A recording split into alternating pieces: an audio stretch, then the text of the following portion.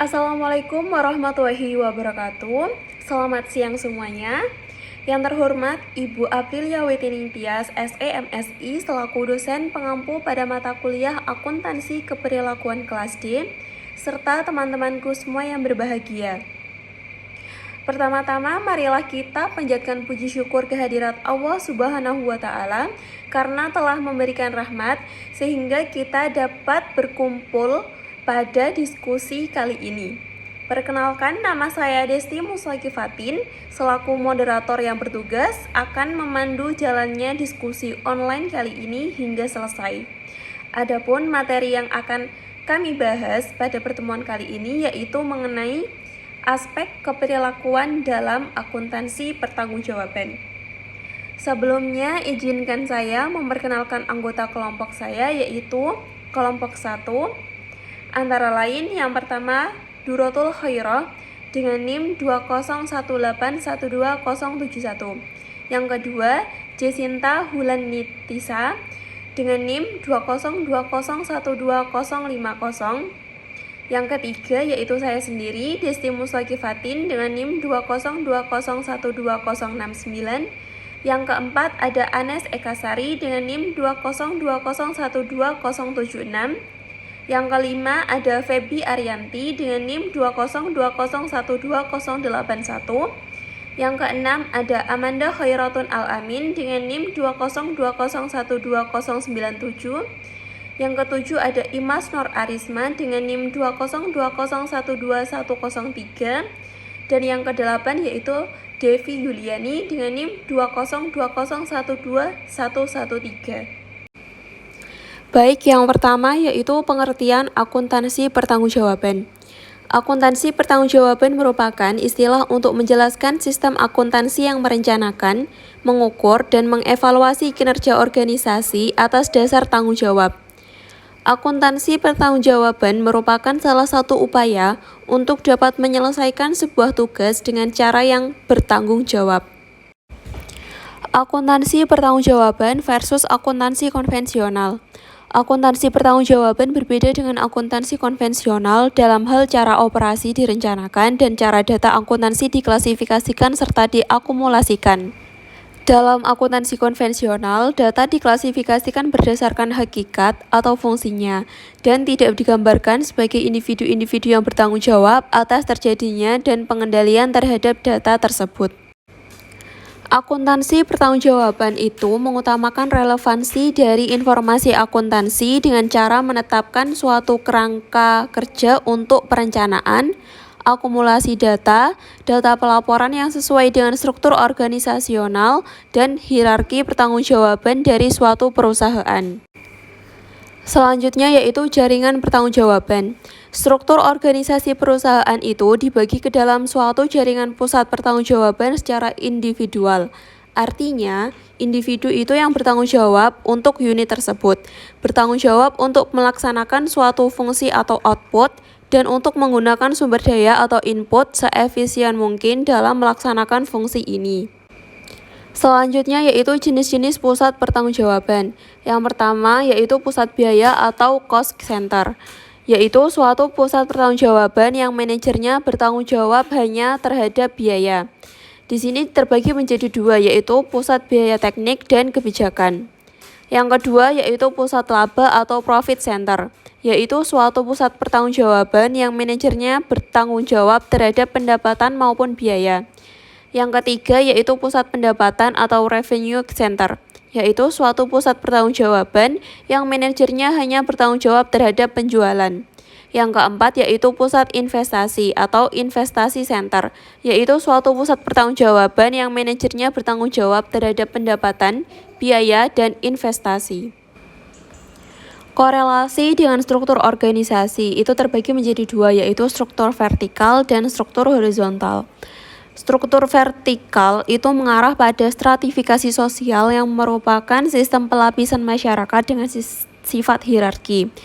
Sementara struktur horizontal itu mengarah pada diferensiasi sosial yang ditandai dengan perbedaan sederajat.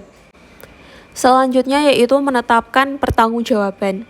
Nah, setelah memilih jenis dari struktur organisasi, Tugas penting berikutnya dalam membangun suatu sistem pertanggungjawaban yang efektif secara keperilakuan adalah menggambarkan pertanggungjawaban.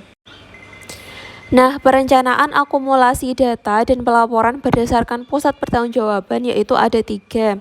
Yang pertama, anggaran pertanggungjawaban, lalu ada akumulasi data, dan terakhir yaitu pelaporan pertanggungjawaban. Yang pertama, anggaran pertanggungjawaban. Untuk maju secara kronologis, disusunlah anggaran yang membebankan target biaya dan pendapatan pada setiap segmen jaringan. Lalu karakteristik dari anggaran pertanggungjawaban adalah manajer pusat itu pertanggungjawaban dibebani target kinerja hanya untuk pos-pos pendapatan dan biaya yang dapat mereka kendalikan. Jadi, manajer itu dapat mengidentifikasikan penyebab dari efisiensi dan membandingkan kinerja apakah target sesuai dengan yang diharapkan. Yang kedua yaitu akumulasi data. 3 dimensi terhadap biaya dan pendapatan dalam proses akumulasi data. Yang pertama yaitu berdasarkan pusat pertanggungjawaban, yang kedua berdasarkan bisa atau tidaknya dikendalikan, dan yang ketiga berdasarkan jenis biaya atau pos-pos pelaporan. Yang ketiga yaitu pelaporan pertanggungjawaban. Tahap akhir dari akuntansi pertanggungjawaban yaitu laporan pertanggungjawaban atau laporan kinerja secara periodik. Laporan ini merupakan media di mana biaya-biaya dapat dikendalikan, efisiensi manajerial diukur, dan pencapaian tujuan dinilai. Untuk meningkatkan efisiensi, sistem pelaporan tanggung jawab harus didasarkan dengan apa yang terjadi, dan manajer bertanggung jawab melaporkan pengendalian yang dimilikinya.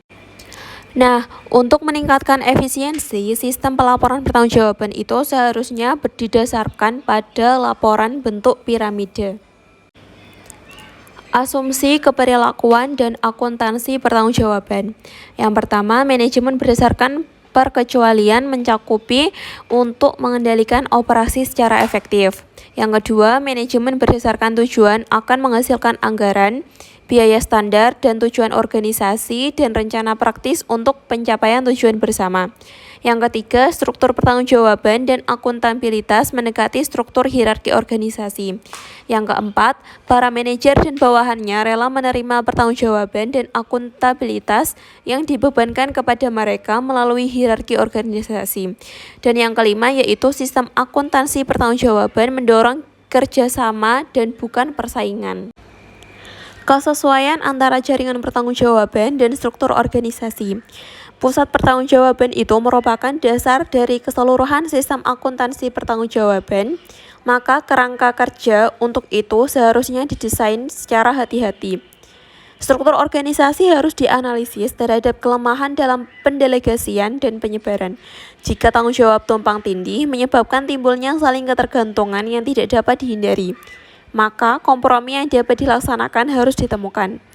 Jaringan pertanggungjawaban akan efektif untuk mengendalikan suatu organisasi jika struktur organisasi formal yang mendasari adalah rasional. Penerimaan tanggung jawab. Kerelaan untuk menerima tanggung jawab bergantung pada cara manajer memandang diskresi dan pengendalian mereka atas sumber daya manusia dan fisik yang diperlukan untuk melaksanakan tugas yang telah ditetapkan. Pada tahap evaluasi kinerja akan menghasilkan keputusan yang baik jika para manajer terbuka dan mengungkapkan harapan mereka mengenai tingkat kinerja yang realistis dan strategi untuk mencapainya. Kapabilitas untuk mendorong kerjasama. Para manajer memandang segmen mereka dan diri mereka sendiri sebagai bagian penting dari perusahaan secara keseluruhan dan akan lebih rela berjuang untuk mencapai tujuan.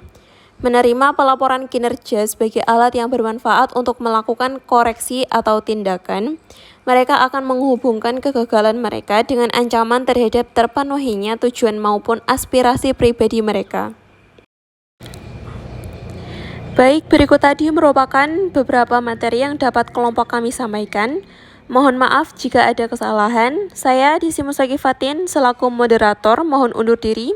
Wassalamualaikum warahmatullahi wabarakatuh.